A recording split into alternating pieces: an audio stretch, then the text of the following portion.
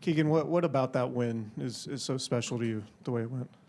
I think the whole game, I feel like we were in control in a way from start to finish. And obviously they're a very good team, and we're down a guy, one of arguably our best player. And I think just collectively, just everything that we've been through in December to now is just 360. So that was a huge win. You've obviously seen Sabonis have a lot of rebounds in a lot of games before, but for him to have a career-high 28, what does that do for you guys? It was big just because who they have down low with Cornette and Porzingis, just their length, their size. He helped them not get second chance opportunities, especially on their threes, because they shoot a lot of threes, long rebounds, and the fact that we held them to a limited amount helped us get out in transition. You guys have all answered plenty of questions about the vibes with Doug now and how things have sort of flipped, but how do you channel what's been good early on in his time as coach and make that sustainable for the long haul? Just keep our confidence up. He's a coach that instills confidence in every player, whether you make a mistake, whether you don't, or whether you make a good play, things like that. He's going to stay confident in you to keep shooting the ball, to keep running the floor, to keep defending, things like that. So I think with that, the rest of the year, that's huge for us and our confidence going forward. So the Celtics' whole thing is they usually take more threes than the opponent. They want to get like a big advantage there, and you took a lot more threes than them tonight. Yeah. Defensively, what was the key for you guys limiting those attempts for them? To close down their airspace. We know they, at a historic rate, get up 30 catch-and-shoot threes a game, 50 threes on average. So if we were able to, on the catch, get up in their space and either have them try and bounce it to look, because that lowers their percentage a little bit on threes. So that was our goal and our game plan going into it. And I have Keon questions. I know he wasn't a huge part of tonight's win, but these last few weeks, how have you seen just the kind of steadiness of the role that he's had generally affect the way he carries himself day to day? Yeah, he's super even-keeled guy. He's on the court. He's able to affect the game in many ways, whether he's having a good offensive game or not. Defensively, he's able to get his hands on the ball and just affect the game that way with his deflection. So it's been cool to see his growth, undrafted, because I was in the same class as him, just being undrafted to now playing an impact and starting and excelling at his position. And when he was trying to fight for a role, I think maybe defensive consistency and discipline was a big part of it. And now you're seeing he's super active, but he doesn't tend to get himself like kind of caught out or in trouble, especially as a teammate who would have to cover for him if he made a mistake. How do you feel like he's doing with that now? He's good. I mean, he hasn't fouled out at any games. I feel like he plays smart in a way. So with him, I feel like he's one of the best on-ball defenders in the league. And with his activity and his high level of activity just helps our team. So. Externally, the conversation around you guys had been a lot about depth and you guys needing more depth. With Devin coming on now and giving you guys a spark, particularly early in the fourth quarter, just what is his dynamic given? I mean, he's not the tallest guy, but he can guard, seems like he can guard bigger guys than him. Yeah. What does that dynamic of length and athleticism do for you guys off the bench? It helps a lot just because we knew when he came back he would have an impact, especially defensively, and then when he's knocking down shots, that's a plus. So, I mean, he's got a long wingspan, so he's able to get rebounds. He's able to rebound really well at his size, and that just helps Domas on the boards, me on the boards, Trey, things like that. So he's had a really good impact on our team so far, and I'm excited to see him. Do you communicate with him about, sort of what it's like being a rookie in the league? I know you're not too far removed from that. Like what it takes to be in the right mind space to contribute early in your NBA career. I mean, I think he's one of the more confident rookies that I've seen step foot. And I've talked to our older guys, and they all say he's one of the more confident rookies that they've seen. So he has no issues or anything like that guarding the other team's best player, and that's big as a rookie stepping in.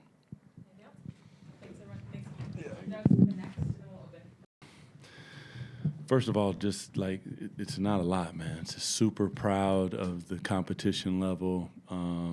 That is a world championship, first-class team. Joe has them playing at such a high level for us to just string together 48 minutes of solid basketball, it all goes to the players. Those guys are absolute rock stars. They went out, they had a game plan, they executed it, they knew that they would make runs, make shots, and they didn't put their heads down. They stayed to it. So from me to them, I told them I love you guys and appreciate your focus and intensity. You guys withstood a run from them in the second quarter, and then you were able to go on a run of your own to start the fourth. What was your messaging to them in those moments, and what stood out to you about those runs? You know, more than anything, like, we know that this team is a special team that we're playing against. Like, they're going to make runs, but stay pat, rebound the basketball, and then we got to stay running. This isn't winning time yet, is what I say. Winning time comes later. So we want to step on the gas. We want to keep going, and they did that. And you've obviously worked very closely with Sabonis for a while. For him to have a career high 28 rebounds, Wow. I mean, he rebounds a lot. Yeah. But for him to have a career high in a game like this, what stood out about his performance? Just his intensity and his focus. Like, if he didn't know it, he's looking at me. I'm like, whatever the coverage is, he's locked in. And then, like, we have stopped chatting to the referees the way that they're taking on what I would like. Like, let me deal with the referees. We'll get some calls. We won't. It's just part of the game. And he got hit a couple times, didn't say a word, just kept fighting, and I love him for that. And Devin, I mean, to come in and give you guys a spark, particularly early in the fourth quarter, what is it about him that led to that, and what gives you confidence in him so early in his pro career?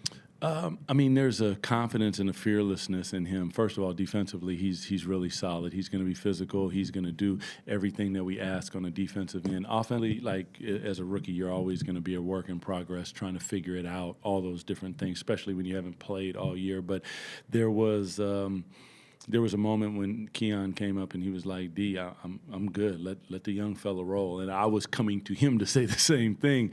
And that's how you support each other, and that's how you support your teammates. So it was a really good moment. And then after that, we ended up going big with Trey, and Keon is as happy in there for anybody. And those are the things that we need. We need to support each other. Some nights you'll play more. Some nights you'll play more. But what we do is we do it together. Keon rode a kind of roller coaster of minutes this year.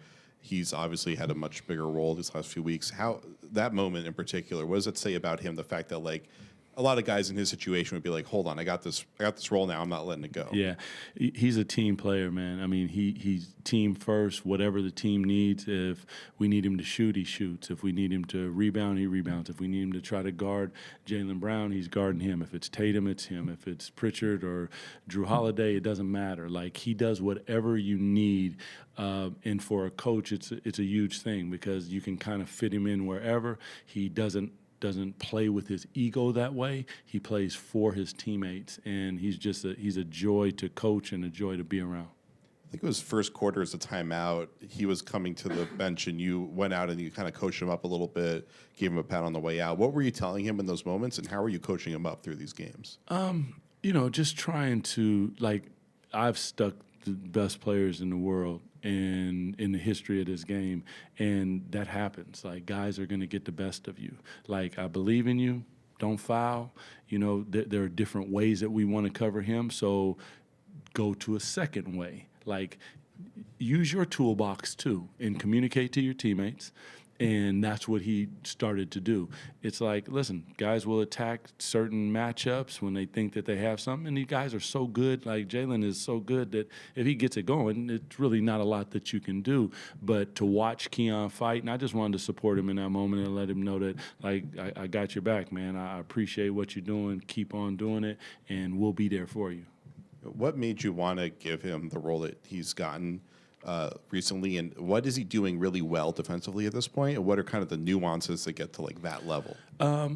For me, for Keon, it's more about he can plug so many different holes. He can guard from your point guard to your small forward, and sometimes even your power forward. It just depends.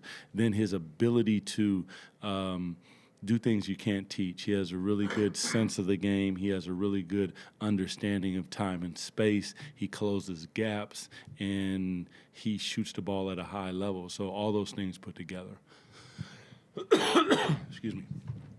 I think you get asked a version of this question a lot, particularly during the winning streak. But what is it?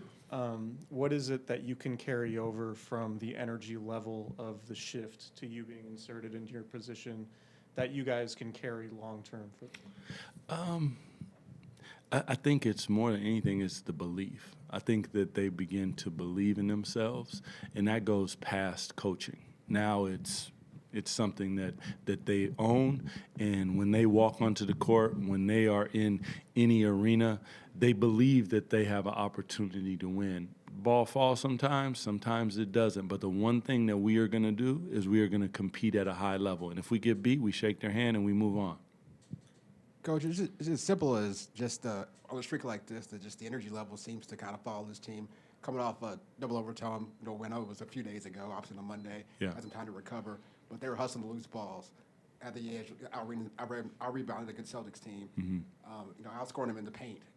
Just seemed like they were all over the court, coming off a big, high-intensity win. What's to say about their energy level to be able to carry that through this win streak? Yeah, it's tough because sometimes you get letdowns in different things, and the seasons are monstrous, man. And then we travel to the East Coast. You're playing the world champs. Like, they are a high level basketball team.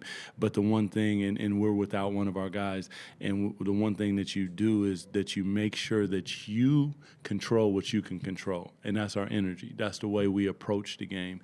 And the next game will be another test, because a team that doesn't have as many wins, how do you approach it? How do you go about it? And those are the things that I really talk to them about, and they've bought in, and I love them for that. Thanks, everyone. Appreciate you guys. Thank you.